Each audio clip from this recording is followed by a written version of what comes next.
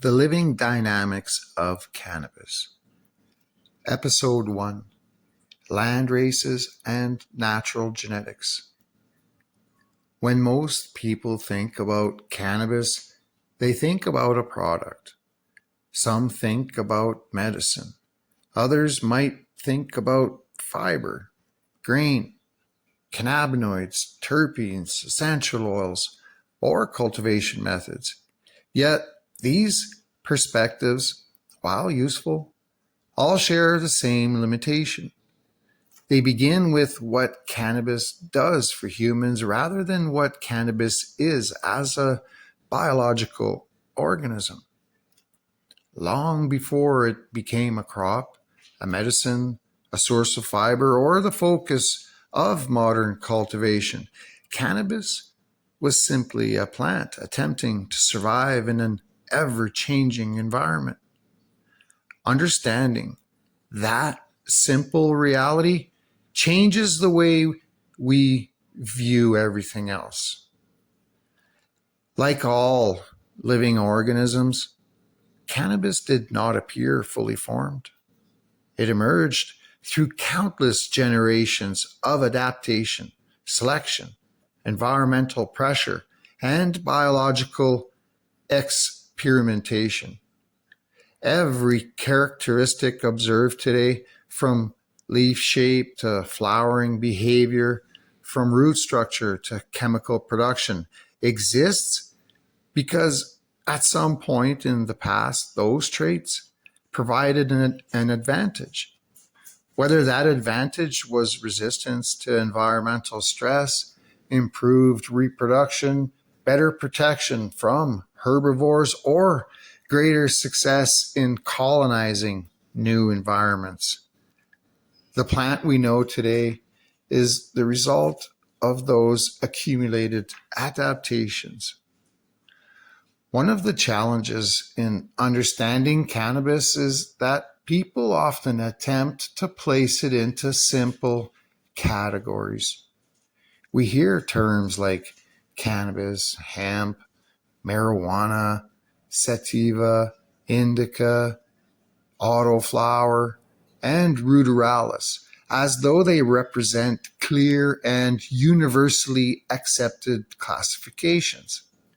But in reality, the biological story is way more complicated.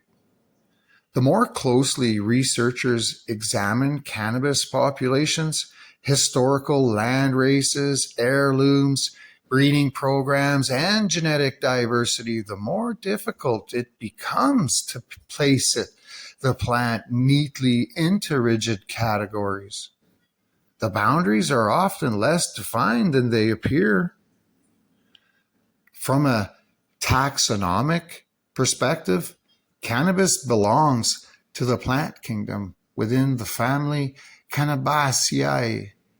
It shares distant relationships with other members of this family, yet it possesses a collection of traits that make it uniquely recognizable.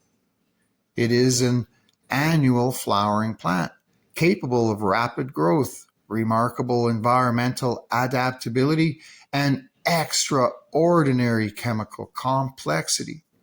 These characteristics have allowed it to establish itself across a wide range of climates and geographical regions, often thriving in environments that would challenge many other plant species.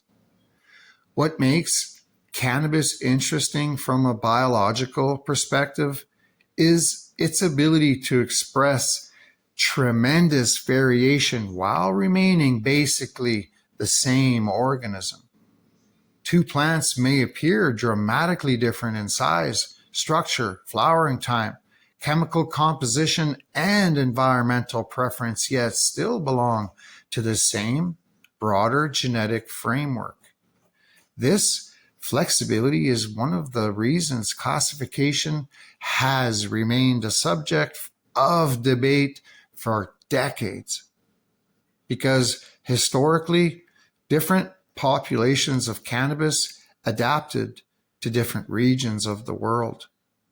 Plants growing near the equator encountered environmental pressures that differed significantly from plants growing in colder northern climates.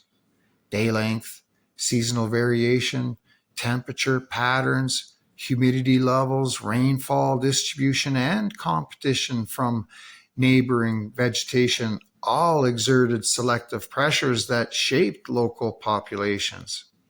Over time, these populations developed characteristics that improved their ability to survive in and reproduce under those specific conditions. This process of local adaptation is one of the most important concepts for understanding cannabis. The plant was not designed for a grow room. It was not designed for a greenhouse or for modern agriculture. It evolved under natural environmental pressures that rewarded flexibility, responsiveness, and adaptation. Many of the traits cultivators observe today are remnants of solutions the plant developed long before human cultivation became widespread. Let's consider flowering behavior. Many growers think of flowering as something triggered by changing light schedules. While this is true in a practical cultivation sense, it represents only part of the story. Because in nature, flowering is a reproductive strategy. The plant has to determine when environmental conditions suggest that the growing season is progressing towards conclusion. Reproduction becomes a race against time. Flower too early and biomass accumulation may be insufficient. Flower too late and seasonal conditions may prevent successful seed production. The timing mechanisms that evolved to solve this problem remain embedded within the plant today. The same principle applies to leaf structure.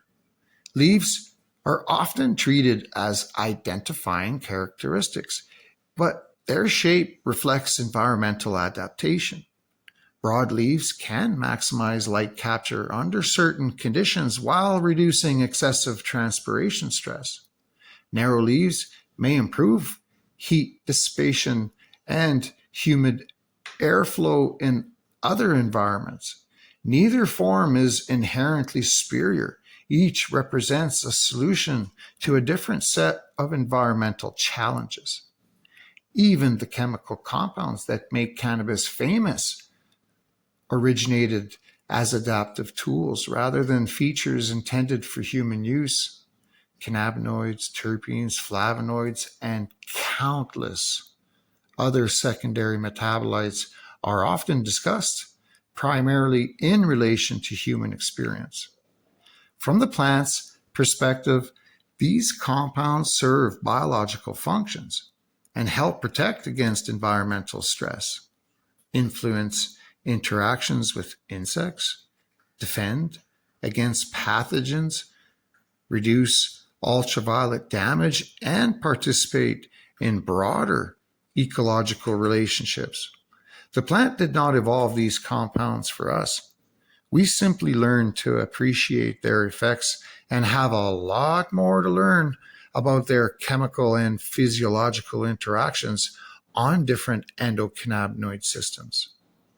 This shift in perspective is important because it changes the way cultivation is understood.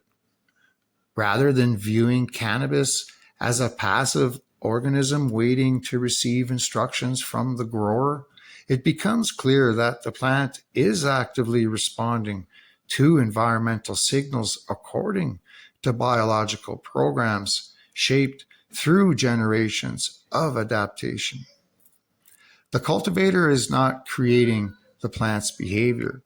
The cultivator is influencing which aspects of that behavior can be expressed.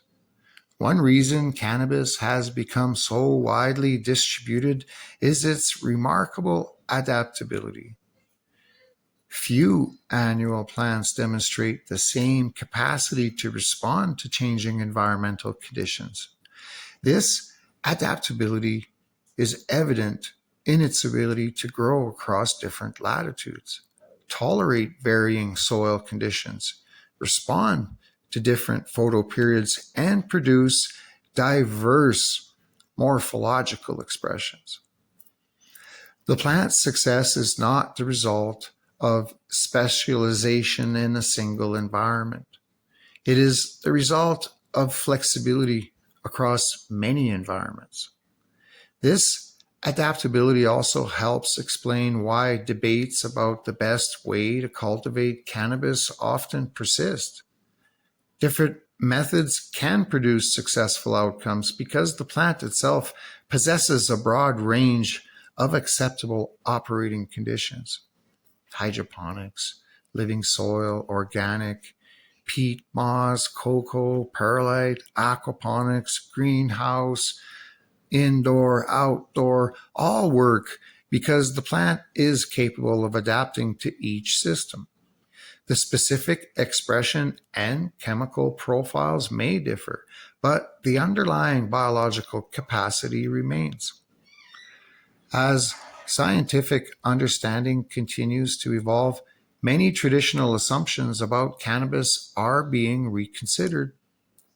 Genetic analysis has revealed relationships that challenge older classification systems.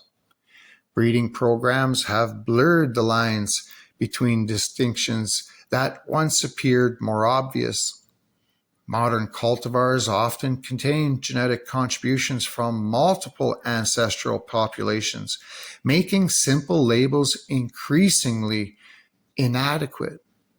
What emerges instead is a picture of cannabis as a dynamic and continuously evolving organism rather than a collection of fixed categories. Maybe the most important thing we should understand about cannabis is that it is neither static nor fully understood. Even after centuries of cultivation and decades of scientific investigation, researchers and growers continue to uncover new details about its genetics, chemistry, environmental responses, and biological complexity.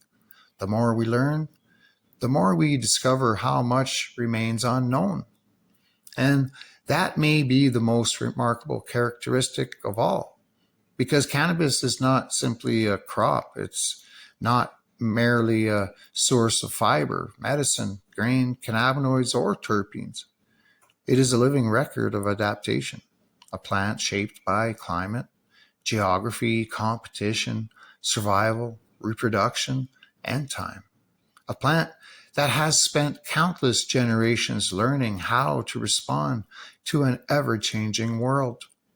And before we can truly understand how to cultivate it, manipulate it, breed it, or classify it, we should first understand what it actually is. Not a product, not a category, not a label, but a living organism whose entire history is written in the traits it carries today. And that story of adaptation is only just beginning.